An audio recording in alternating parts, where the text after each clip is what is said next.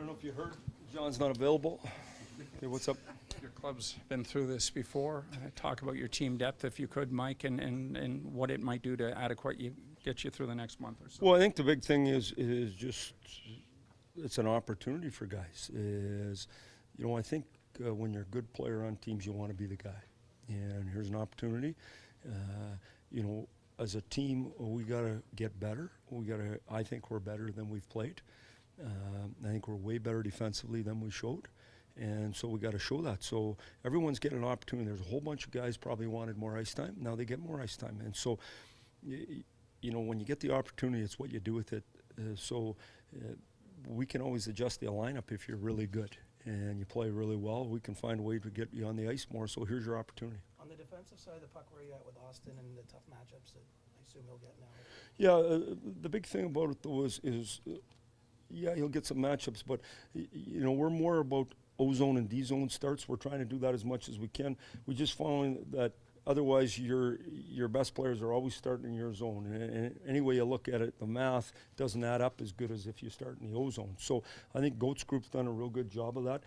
If you just look at their next opponent, their big line starts just based on their face-off so far this year, the majority of the time in the offensive zone. That means if you're going head-to-head, your guys are starting in the D-zone all the time. Right.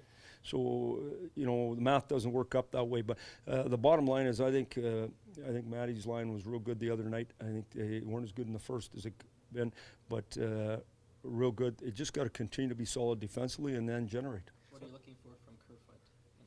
Well, I just think it's a good opportunity for Kerf. I think Kerf's a way better player than we expected. He's way grittier. He got more grease to him.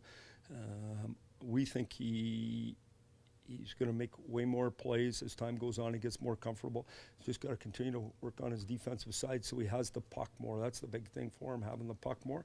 But he's playing with good players, and he'll get a good opportunity. How obvious were the line combinations when you came up with them? Did you tinker overnight? Oh, no, yeah. Did they come right to you? We spent the full day. Of course, I got everybody's input, and they all sent them to me, and everyone had a different theory. And then we walked through all the options and why. And, nothing's set in stone. We did the pre-scout on Boston. We watched Boston again last night. You say, okay, what are we going to do? How's it going to go? And try to give yourself the best opportunity. But this is for warm-up for sure. For Spezza, how is this opportunity different than the one he had with Goats Group? Well, I just think every opportunity is what you make of it, and you got to get in there and get after it. He's playing with different players. The Goats line or the Shoresy line or whoever, Timo's line's been really good for us. It's actually been one of our better lines. And so, that's something that's working for us right now. So we didn't want to screw around with that. And so Spez get an opportunity with good players. With that zone start stuff you're talking about, have you evolved your thinking on matchup stuff? No, I think it all depends on how deep you are matchup-wise. I'd still like to we'd like to play really good players against real good players because they have to worry about playing defense. Right. When you don't do that, but also the workload on him defensively. We did it on purpose last year to John Tavares, wanted to improve his defensive game, and that was a great matchup with Hyman. They started in the D-zone. They were always in the O-zone.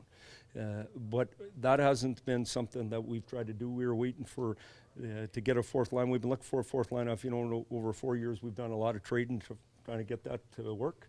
Now Goat seems to have come of age with Shoresy. We seem to be able to do it. So we just keep evaluating. And, if it doesn't work, you go away from it right away and you're right back to where you were. Considering how the last couple of years have gone, is there a different feel with the Bruins coming in here on a Saturday night? Well, I don't know. It feels just like each year about this time of the year. It's a game you want to win. They're a good team. I watched the game against Tampa last night. It was a good game, two good teams.